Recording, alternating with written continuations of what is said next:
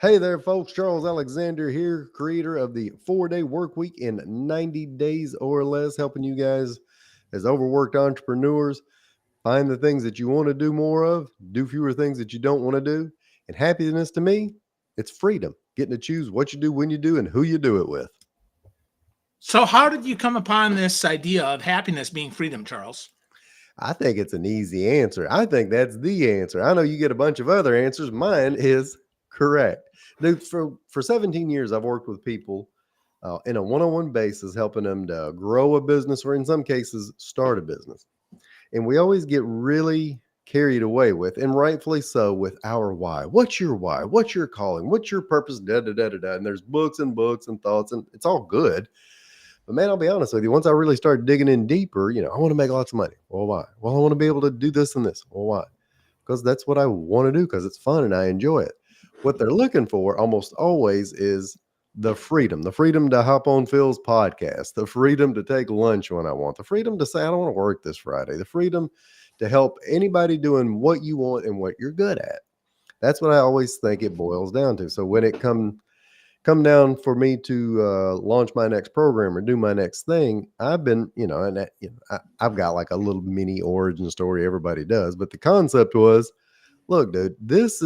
I can do this, and I can talk about this from now until I quit doing things. I know this is what people need help with. We live in the day and age of the Jetsons, and unfortunately, we are busier than ever. Things are easier than ever, and we've made it hard. Ooh, so they're easier than ever, and we made them Yeah. hard. So, why the hell do we do that, Charles? It seems like if we all want freedom, then why don't we just embrace it? Why not? Because I don't know, dude. There's some hard wiring there. There's some. I'm gonna go ahead and tell you, I'm not the motivational coach. I've listened to all the books, all the podcasts. I've seen Tony Robbins. Listen, there's something in us that makes simple things difficult, and we do it because we feel guilt of not being in the office enough. We do it because we think our clients need us to be available 24/7. We do it because we want to feel important. And one of the things I really figured out when I launched this program is that we do it because, man, we don't have goals for living outside of our job. We create goals here all day long. I say job for our work. I want to help X number of people this year. I want to make X number of dollars. When you start asking, but say, Phil, what do you want to do with your time off? What do you want to do? I'm not talking about building a legacy. There's other people that do that. No, what do you want to do right now, dude? Do you want to work? Do you want to hustle and grind 24/7? You start asking people, the answer is no, not really. So to answer your question, why do we make simple things hard? Well, we haven't thought about what would it look like if I got to do what I wanted to do when I wanted to do it. So we kind of make it hard on purpose.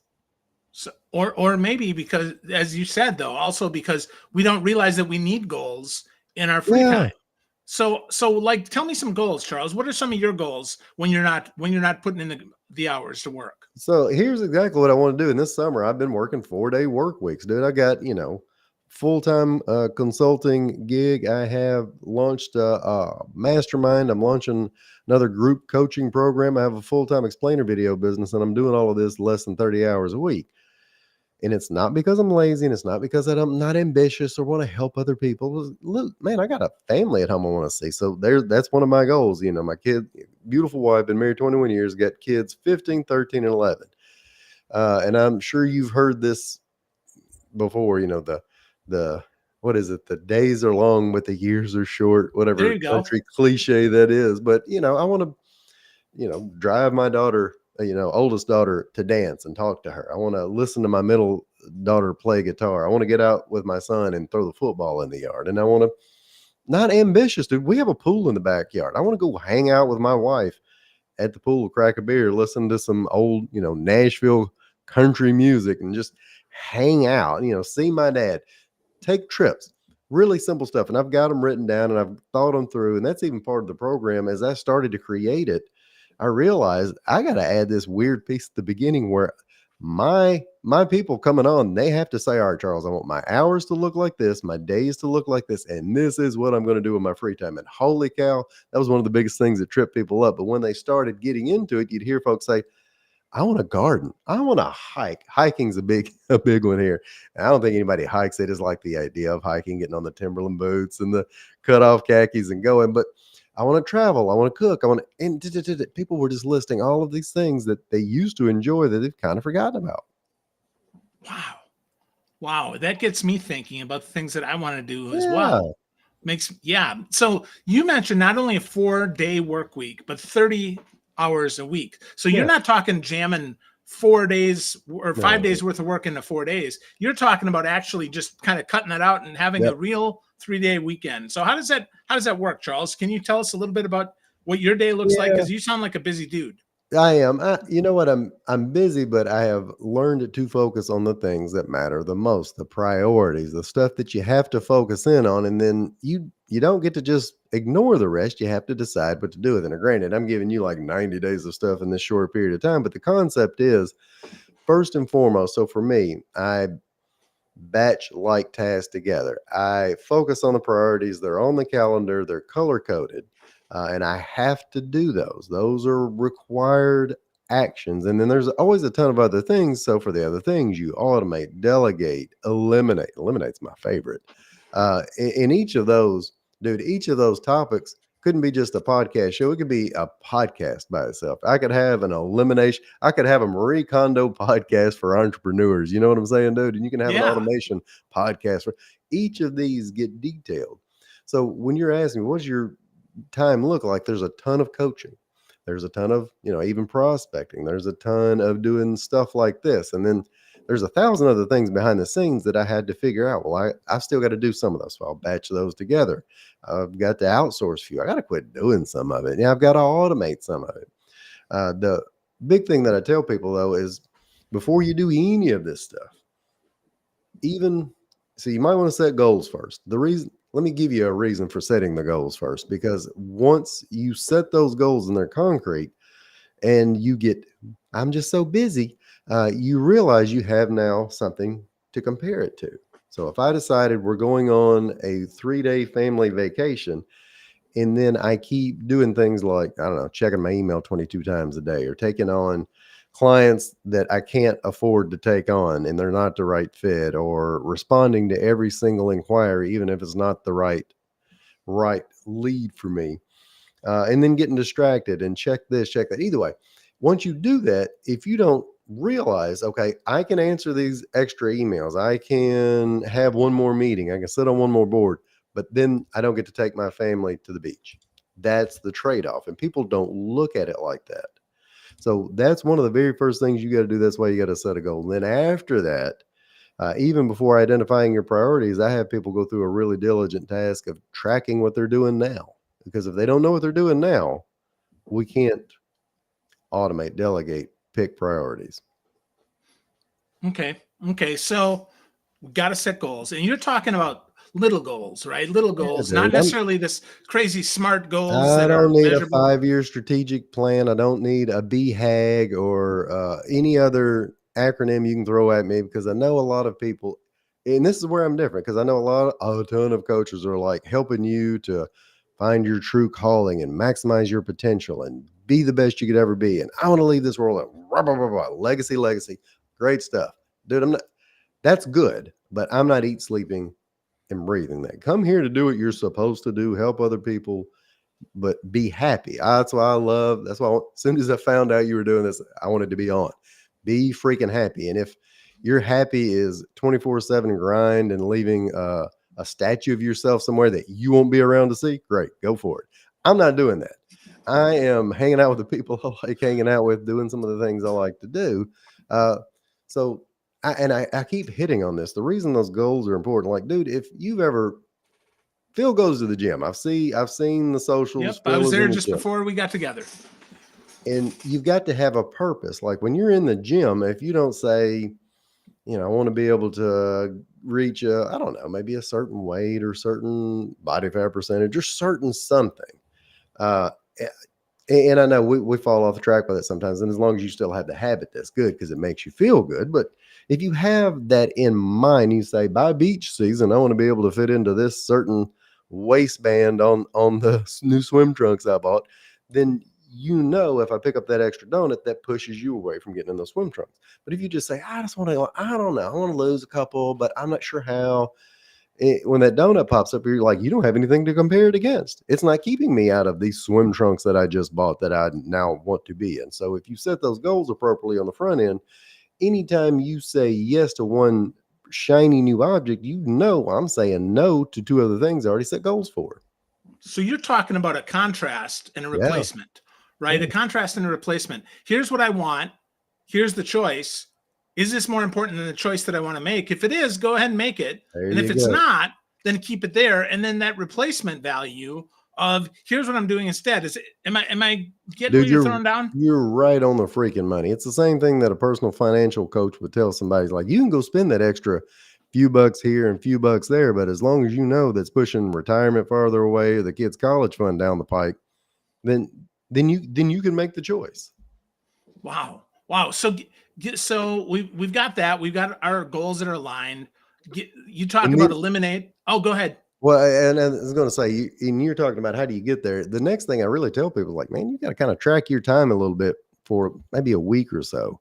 And I know that sounds over the top, and I have people that will say, well, can I just estimate what I do? Like, I don't think you can. Keep using the fitness analogy or personal finance analogy. Have you ever done, Phil, you ever done a personal financial budget? Yeah, I used to be a financial advisor. So yeah, I was a broker for years. I did not. I've Yeah. all these conversations. Phil has lived 19 lives so far, people. You gotta get to know That this man. was a long time ago. He's done it all. So look, if somebody's doing a personal financial budget, they can't just estimate. I've tried this, dude. I've just told you I got a house full of kids, and once in a while, like you'll take a look at the bank account, like that's not right. All right, gang, here's the new plan. We're gonna spend $800 a month on groceries, and the kids' activities are only going to be $100 a month, and the gas is only going to be $150. Oh, that sounds cool, and it worked for like a couple of weeks. But if you're not looking at what you were spending realistically, you can't just start slashing things in half without any kind of structure in place. People want to do that all the time. I'm going to get focused. I'm going to write a book. Phil's an author. I'm going to write a book. Oh, great. Have you looked at how much time you need to spend writing? And then have you looked at how much time you have available? And have you carved out that time? So I'll have people track what they're doing for a week. And there's a variety of ways to do it. And none of them are fun or glorious. It's work. So if you just use something as simple as a spreadsheet, you can tally what you've done at the end of the week, even if you missed a few times. You can realize very quickly, all right, well, I said I was only going to check email for 15 minutes a day, but as it turns out, I'm already in my email inbox for 4.5 hours a day, which is bananas. And a lot of people are. That's a separate topic for, a different day. I could really go on a tangent there. So you can't just say, all right, now I'm going to do 15 minutes. You don't have the ability. So you've got to be realistic. Track what you're doing for a week. And then from there, pick out the priorities. And the priorities, and people really get confused with this, Phil. When I say, what are your priorities? People either A, don't know, B, give me a list of 22 things, which is not priorities. By definition, you give me 22 things, that's a friggin' to-do list. Or worse yet, they'll give me buzzword answers. Well, my priorities, Charles, it's integrity. Like, no, dude, I'm talking about prioritized tasks. You can't block out your time in your calendar and just say integrity. That doesn't make any sense. What are your prioritized tasks that if you do these two or four things really well, that it will make everything else fall into place? And a lot of people don't know that, but if you start looking at it and you say, I'm a coach, so if I do more webinars, if I do more podcast guesting, then that kind of makes everything else fall into place. And for some people, they'll say, if I just do really good work, maybe, but for a lot of us, there's 3 or 4 things that if you do really well, that makes everything else fall into place. Track your time and find those priorities. So we've got tracking. We find our priorities. We're setting our goals. And then where do we slip? I mean, how often do we have to check in every day or check in once a week or monthly? How often do we do this then, Charles? When you're saying check in where? Check in on our goals, check in on our tracking, right? Weekly, dude. I don't want to, and I do love the idea of daily goals. I think, for example, folks should probably have daily prospecting goals because that helps them keep the pipeline full, so to speak, or daily content goals. But what I'm talking about is once you identify what those priorities are, put them on the calendar. And you're even allowed to batch your prioritized tasks during the time that you are going to be able to add the most energy to them. So for me, the priorities are doing coaching and outreach and doing webinars and my own workshops. And I have more energy like up to right now. I'm a morning guy. And then in the afternoons, so morning Chuck, he's awesome, by the way. He gets up, he makes green smoothies, he reads, he journals, he's tackling the day. But about 1 or 2 afternoon Chuck shows up, and that dude is fun. He's not a hard worker though. So if you've caught me in the afternoon, you got the dude who's already planning, what he's making dinner with a wife, what they're gonna have, what kind of after dinner cocktail are they going to create? What are they going to, what are they going to binge on Netflix? That's the time during the afternoon you add in your administrative tasks. So I'm doing my high prioritized, high leverage items when I have the most energy. Now, for some other people, they may be reverse. Maybe they're night owls. That's when you need to do those high prioritized items, color code them, and don't let anything else get in the way. So when I say, how do I check in? If you color code your calendar and then you stick to the calendar, that kind of helps you do that. If you color code your calendar and you block off time and then you don't do it, that's when you got to go back to the drawing board and start tracking your time again. I run into people all the time that get really excited. Charles, I've got the time blocked. I did all, but it didn't work. Like it's like it's this malfunctioning toy. Well, I still was on, my phone and email and this and that. And why didn't it work? Like, well, there's no other reason other than you just didn't stick to it. And maybe you don't understand the priorities enough, or maybe you're not strongly attached enough to your goal, or maybe that's when we got to get into figuring out how to eliminate, batch, and delegate and automate, which probably be a good little segue for us to chat about too. Yeah, absolutely. That's exactly where I wanted to go, because those are, yeah. So let's talk first. Let's talk about the batching of stuff, and then we'll go into some automation. So what do we do? What do we batch, Chuck? So when I say batching, I want to make sure people really understand what I am talking about. Batching, like, dude, Phil, you ever clean your house? Yeah, of course. Of course. Phil doesn't live in a pigsty. Phil lives in a fun house. In anybody's home, it would be bananas to go clean the kitchen sink, stop, go vacuum half of the living room, stop, go to the bonus room and start dusting, and then go back down to my bed. It wouldn't make any sense. When you clean a house, you do it like one of 2 ways, right? So I'm going to dust every room of the house, and then I'm going to vacuum every, and then or you can do one room at a time. Doesn't matter, just as long as you have a batching concept. We don't really do that when we work. We have this idea that we want our day to be filled with variety. I want to bounce around and do a little of this, a little of that, so I can, I'm going to go to this board meeting, and then I'm going to make some phone calls, and then I'm going to do some client work, and then I'm going to do a proposal.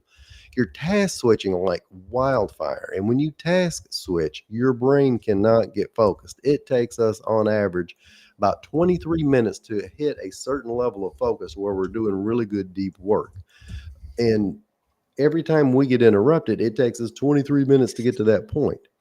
By the way, that's a good study by Gloria Mark. I think it's UC Berkeley. UC Berkeley, either way, a fancy school. And she redoes this research every 5 years to see, kind of how we're doing with that. And it's taking longer and longer to regain focus. And we're getting interrupted more and more and more. And more than ever, we're self-interrupting.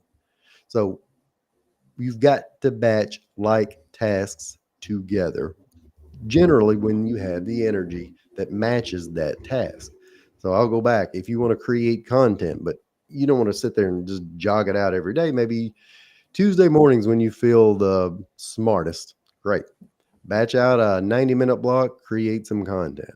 And then you've got some client follow-up that you should do, but doesn't take, it's not rocket science. I just need to get in here and hit reply 15 times pretty specifically. I can do that on Tuesday afternoon. So for me, my podcasting gets all done, in big blocks of time. And then I'm out for 12 weeks.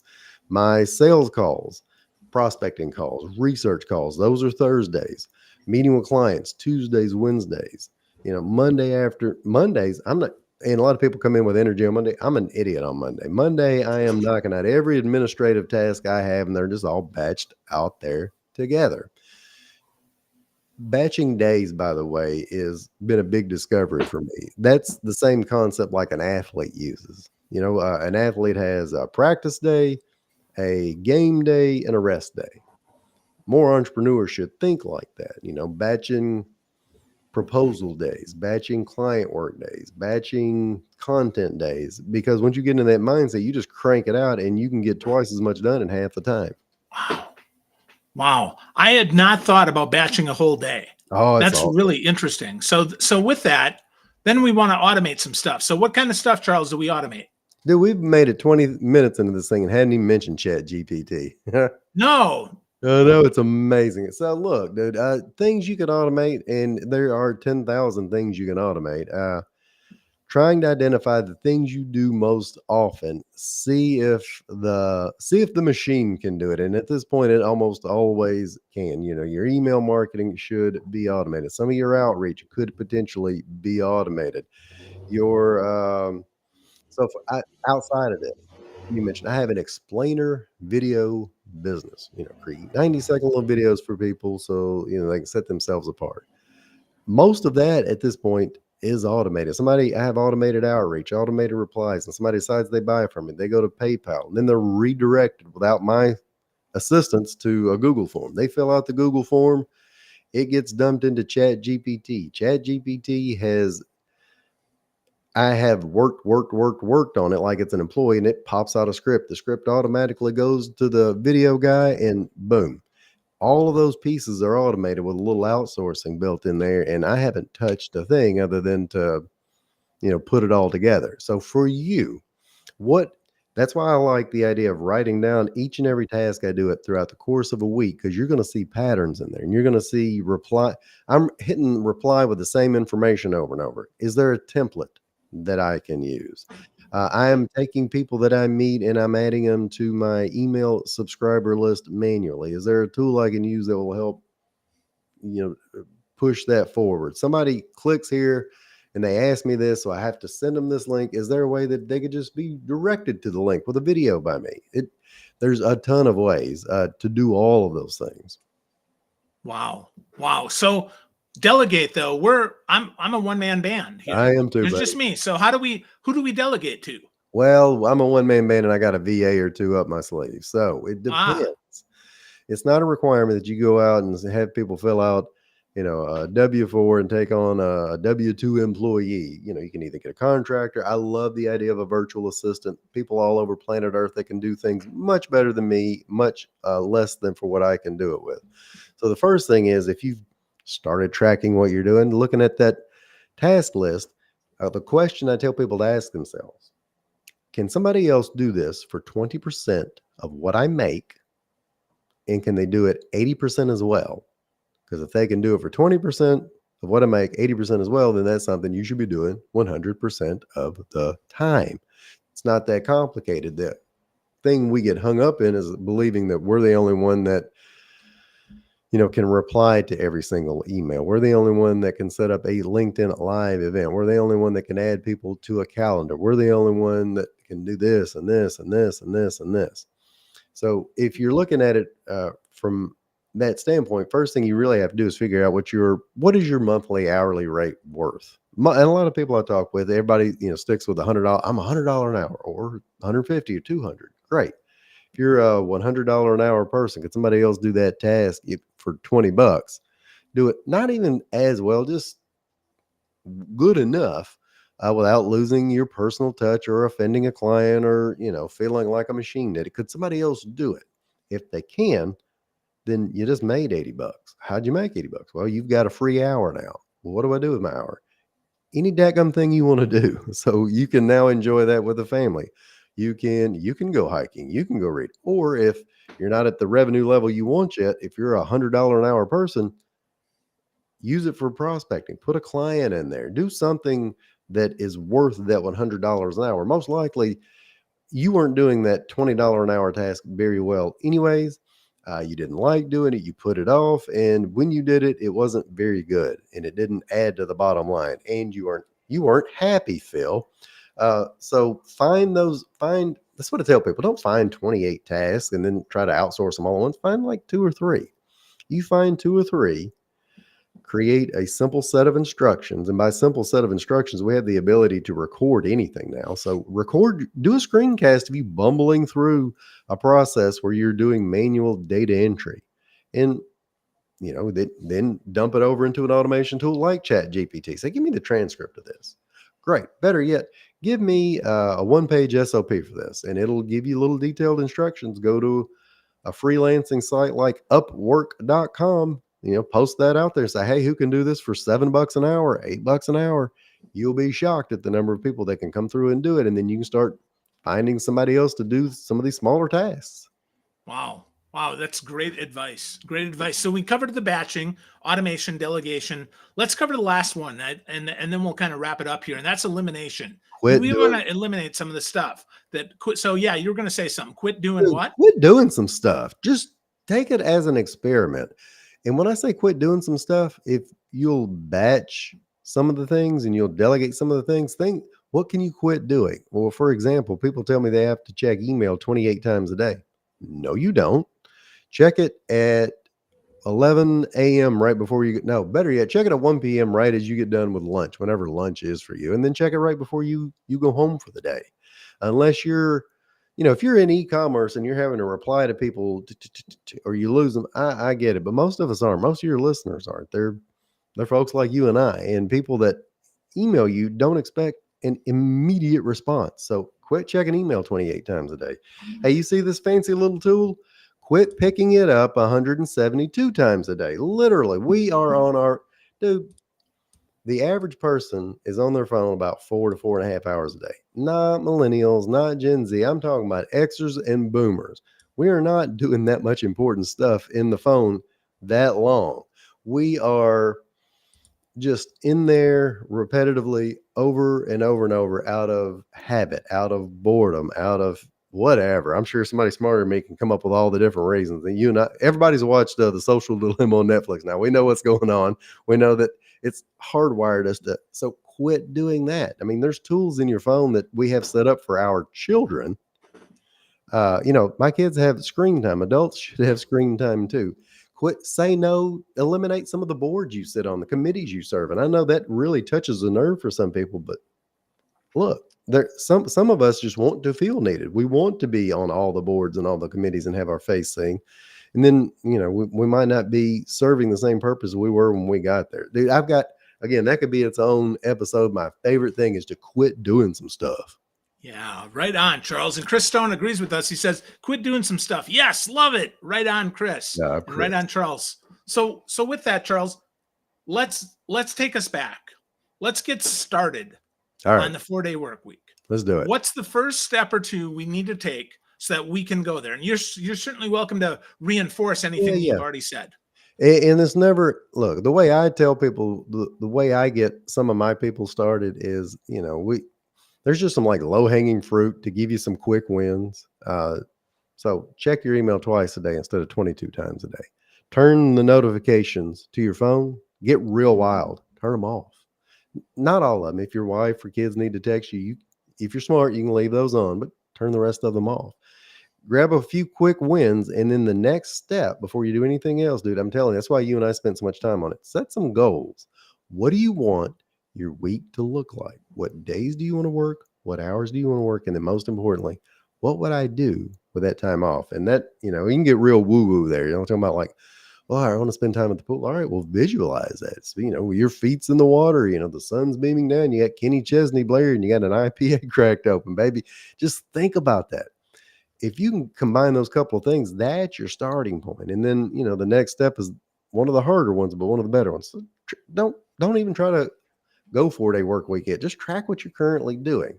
It's the same as when you track your income and your expenses for your financial budget. It's the same thing as, I use my Fitness Pal on my phone. I was just dogging my phone. My Fitness Pal is a great app. If I want to figure out what I'm eating for the week, I don't, pop it all in there and you'll see what reality looks like. You start doing those few things, then you can start doing the priorities and the batching and eliminating and automating, all the fun stuff. Yeah. Set some goals, get your butt tracking, get all that going. So with that, Charles, if people want to get more of your awesome, man, where do they go? Where do you want to send them on the internet? Easiest way to find me is my website, yourcharlesalexander.com. And from there, what got a couple of options for people. One of them's already launched and is about to start up another cohort for a 4-day work week mastermind. We do that together, 90 days or less. I'm also launching a group coaching program. This is going to be just a monthly membership. We get on here a couple of times a month and just talk through topics that are around this realm. Very good. Very good. So go to yourcharlesalexander.com, get to know Charles even more, and get tracking, get setting your goals, and get batching, automating, delegating, and eliminating those tasks once you get that done. Charles, thanks so much.